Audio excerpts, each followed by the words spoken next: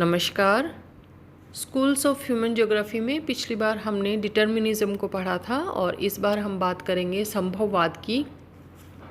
संभववाद का जन्म या विचारधारा का जो विकास है वो फ्रांस में हुआ, इसलिए इसे फ्रांसीसी विचारधारा भी कहा जाता है। और फ्रांस से होते हुए यह विचारधारा अमेरिका पहुंची और वहाँ पे फिर इसका विकास हुआ। जैसे नियतिवाद में प्राकृतिक वातावरण को ही मेन कंट्रोलर माना जाता है और ह्यूमन को पैसिव एजेंट बताया गया है, उसके जस्ट अपोजिट, जस्ट विपरीत जो है वो संभववाद में मानव को एक्टिव एजेंट माना जाता है और उसके संभववाद के अनुसार कि प्राकृतिक वातावरण सिर्फ मानव है या ह्यूमन जो है उसको सिर्फ प्रभावित कर सकता है, उसे कंट्रोल नहीं कर सकता। तो एक प्रकार से हम ये कह सकते हैं कि पॉसिबिलिज्म में ह्यूमन एफर्ट्स और ह्यूमन जो चॉइस है उस पे ज़्यादा एम्फेसिस दिया गया है।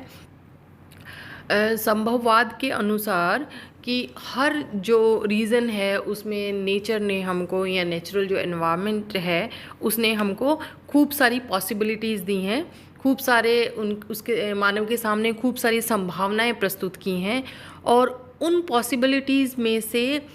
किसको सेलेक्ट करना है, यानी उन संभावनाओं में से किसका चयन करना है अपने लिए, उसका चुनाव करने के लिए मानव स्वतंत्र है।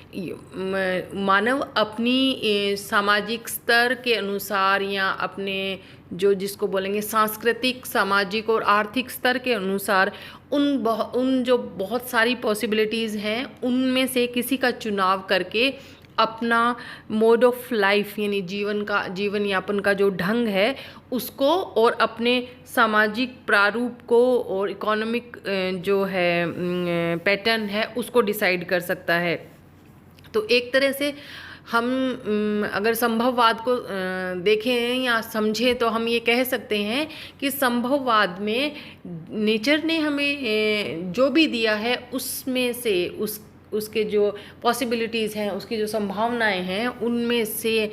क्या चुनाव करना है, किसका चयन करना है, उसको निर्धारित करने वाला या उसको डिसाइड करने वाला जो फैक्टर है वो ह्यूमन है और उसी के अनुसार फिर जो वहाँ का सांस्कृतिक वातावरण जो है या सांस्कृतिक भूदृश्य जो है उसका निर्माण होता है। तो इस पूरी प्रक्रिया में हम जो ह्यूमन एफर्ट्स जो हैं, ह्यूमन चॉइस जो है उसको हम इग्नोर नहीं कर सकते। तो नियतिवादियों की जो प्रमुख आलोचना हुई कि उन्होंने ह्यूमन को बिल्कुल पैसिव एजेंट बना दिया, उसके विपरीत संभववादियों ने सबसे ज़्यादा इम्फेसिस जो है वो ह्यूमन एफर्ट्स को दिया और उन्होंने कहा कि मानव निष्क्रिय नहीं बल्कि सक्रिय अभिकर्ता है, उसी के अनुसार ही एक जैसे प्राकृतिक पर्यावरण में या एक जैसे प्राकृतिक वातावरण में भिन्न भिन्न प्रकार के सांस्कृतिक भूदृश्य या सांस्कृतिक वातावरण जो है वो जन्म लेते हैं। और संभववाद शब्द का प्रयोग सबसे पहले 1922 में एक फ्रांसीसी इतिहासकार हुए हैं लुसियन फेब्रे, उन्होंने किया और के बारे में उन्होंने डिटेल में जो अपनी बुक लिखी थी a geographical introduction to the history, उसमें उन्होंने इसके बारे में डिटेल में वर्णन किया या विवेचना उसमें उन्होंने उसकी की। संभववादी विचारधारा के अनुसार प्रकृति में कहीं भी अनिवार्यताएं नहीं हैं, यानी कहीं पे भी ऑब्लिगेशन नहीं है कि ऐसा करना ही होगा, यानी कंट्रोल नहीं है, बल्कि सर्वत्र संभावनाएं हैं, पॉसिबिलिटीज़ हैं खूब सारी और उनमें से चयन करने का जो काम है वो मानव करता है या ह्यूमन करता है। तो मानव जो है इन जितनी भी संभावनाएं प्रकृति ने जो प्रस्तुत की हैं उनमें से अपने विवेक एवं कौशल के अनुसार, जैसे मैंने पहले कहा था, उनके अनुसार उनका चयन करते हुए एक एक्टिव एजेंट के रूप में नेचुरल एनवायरनमेंट जो है, नेचुरल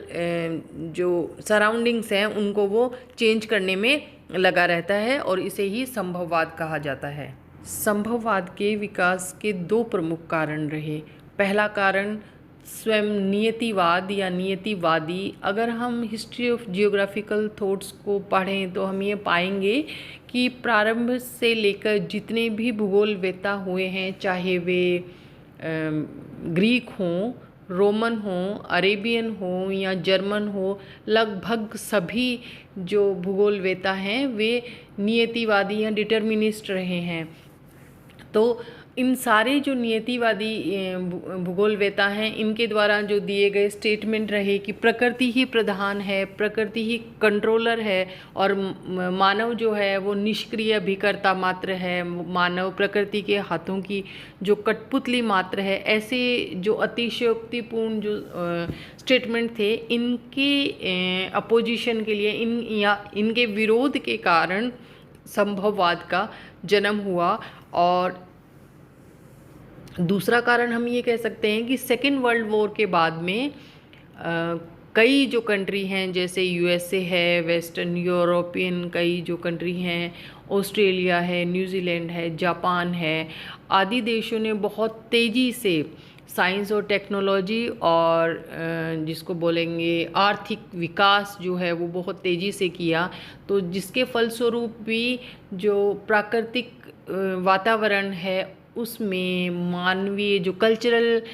लैंडस्केप है वो बहुत तेज़ी से दिखाई देने लगा और उसके कारण जो है संभववाद का जो प्रसार है वो तेज़ी से हुआ।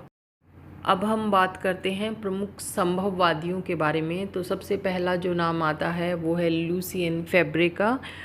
लुसियन फेब्रे एक फ्रांसीसी इतिहासकार रहे हैं और इन्होंने ही सबसे पहले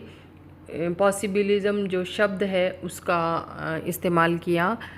उन्होंने 1925 में एक बुक लिखी जिसका नाम था a geographical introduction to the history, और इसमें इन्होंने सबसे पहले संभववादी या संभववाद की जो संकल्पना है उसको प्रस्तुत किया। उनका एक फेमस स्टेटमेंट है, मानव एक भौगोलिक अभिकर्ता है और न्यूनतम नहीं है, man is a geographical agent not the least. जिसके बारे में उन्होंने आगे ये लिखा कि यहाँ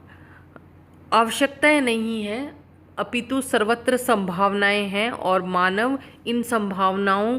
का उपयोग करने के निर्णय का स्वामी है। यानी there is no necessities but everywhere possibilities and man as a master of these possibility is the जज ऑफ देयर यूज़। यानी जो पॉसिबिलिटीज़ हैं, जो संभावनाएं हैं, उनमें से सिलेक्शन करने का जो अधिकार है वो किसके पास है? वो मनुष्य के पास है। और इस प्रकार से फेब्रे का ये मानना था कि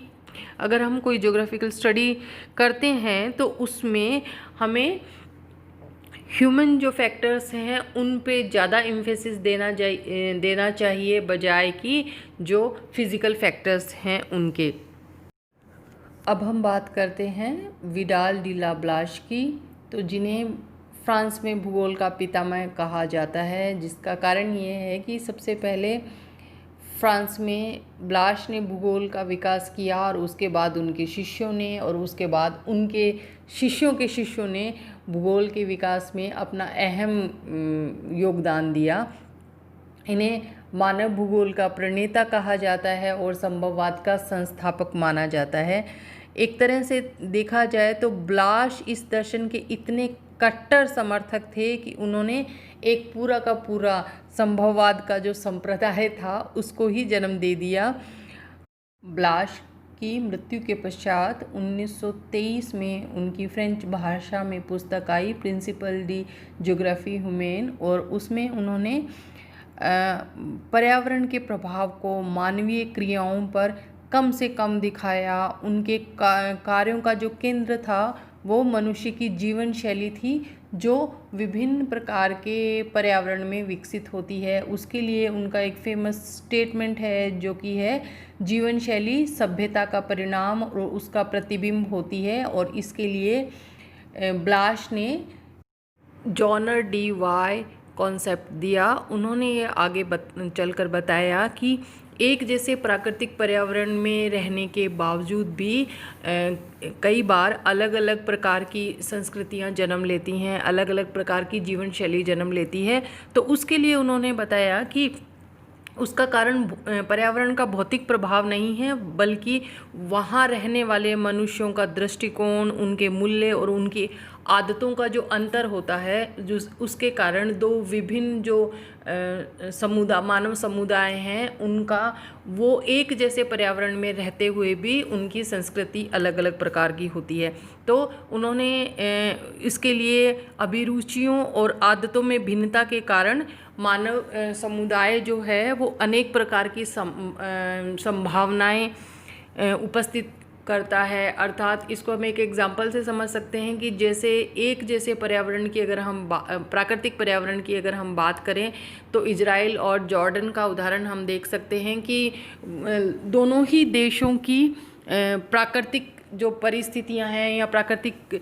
वातावरण जो है लगभग एक जैसा है, लेकिन अगर हम वहाँ दोनों देशों के यहाँ रहने वाले मनुष्यों की जीवन शैली, उनकी सभ्यता का स्तर, उनका सामाजिक आर्थिक स्तर देखें तो उनमें बहुत ज़्यादा अंतर है। और इस अंतर का जो मुख्य कारण है वो उन देशों में पाए जाने वाले, यानी उन दोनों देशों के जो मानव समुदाय हैं उनकी अभिरुचियाँ, उनके जो दृष्टिकोण हैं, उनके जो मूल्य हैं, उनकी आदतों, दोनों देशों के जो समुदायों की आदतों का जो फ़र्क है वो उस पे डिपेंड करता है। तो इसका मतलब ये हो गया कि प्राकृतिक पर्यावरण तो दोनों जगह एक जैसा ही उपलब्ध था, लेकिन वहाँ के जो मनुष्य थे, उनकी जो जीवन शैली थी, उस पे उनकी सभ्यता का जो है उसका असर हुआ।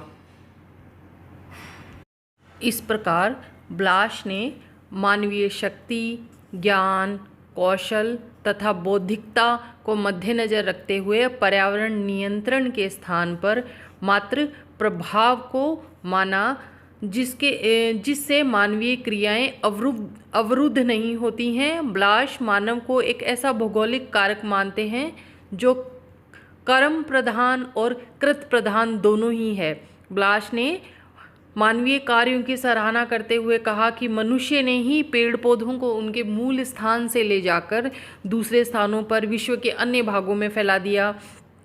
मनुष्य ने न केवल उनको अन्य भागों में फैलाया, बल्कि उनकी उपज की मात्रा में भी वृद्धि की और उनकी जो है विभिन्न प्रकार की किस्में भी तैयार की। जैसे कि उन्होंने गेहूं का एग्जाम्पल दिया, जो उसका जो नेटिव प्लेस था भूमध्य सागरीय क्षेत्रों से ले जाके उसको पूरे यूरोप, पूरा का पूरा संयुक्त राज्य अमेरिका, रूस, ऑस्ट्रेलिया, कनाडा, अर्जेंटीना, चीन, भारत जैसे देशों में भी आज जिसकी खेती की जाती है। तो ये एग्ज़ाम्पल मानव की क्रियाशीलता का अच्छा उदाहरण हम मान सकते हैं। अब हम बात करते हैं जीन ब्रूंश की, जो कि ब्लाश के शिष्य थे और संभववाद के कट्टर समर्थक थे। उनकी 1910 में बुक आई ज्योग्राफी ह्यूमन, जिसको इंग्लिश में ह्यूमन ज्योग्राफी नाम से ट्रांसलेट किया गया। और इस पुस्तक में उन्होंने ये बताया कि मानव अपने पर्यावरण के प्रभाव को चुपचाप बर्दाश्त या सहन ही नहीं करता है, बल्कि वह उसे चेंज करने के लिए हमेशा एक्टिव रहता है। उन्होंने मानव की प्रभावशाली क्रियाशीलता के बहुत सारे एग्जाम्पल भी उसमें अपनी बुक में उन्होंने दिए। उन्होंने ये भी बताया कि जो ह्यूमन है वो जो प्राकृतिक पर्यावरण ने जो सीमाएं निर्धारित की हैं उनको पूरी तरह से वो पार नहीं कर सकता है या पूरी तरह से लांघ नहीं सकता, लेकिन उनमें परिवर्तन वो अवश्य कर सकता है। ब्लाश ने कहा कि मनुष्य के क्रियाकलाप पर प्रकृति द्वारा निर्धारित की गई सीमाएं समय एवं स्थान के अनुसार परिवर्तित होती रहती हैं, क्योंकि ह्यूमन जो है वो हमेशा क्रियाशील रहता है, एक्टिव रहता है। उसके लिए एग्जाम्पल देते हुए उन्होंने बताया कि उष्ण एवं शीत, कोल्ड और हॉट डेजर्ट वाले जो सीमांत पर्यावरण के क्षेत्र हैं और सभ्यता के निचले पायदान पे जो क्षेत्र हैं, वहाँ पर मानव की जो पसंद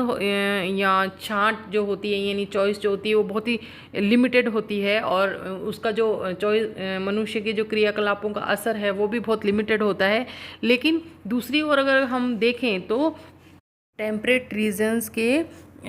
मानव के अनुकूल क्षेत्रों में तथा साइंस एंड टेक्नोलॉजी के एडवांसमेंट के कारण जो पॉसिबिलिटीज़ हैं वो भी बढ़ जाती हैं, संभावनाओं का क्षेत्र भी ज़्यादा बड़ा हो जाता है, यानी मनुष्य के सामने ज़्यादा संभावनाएं होती हैं।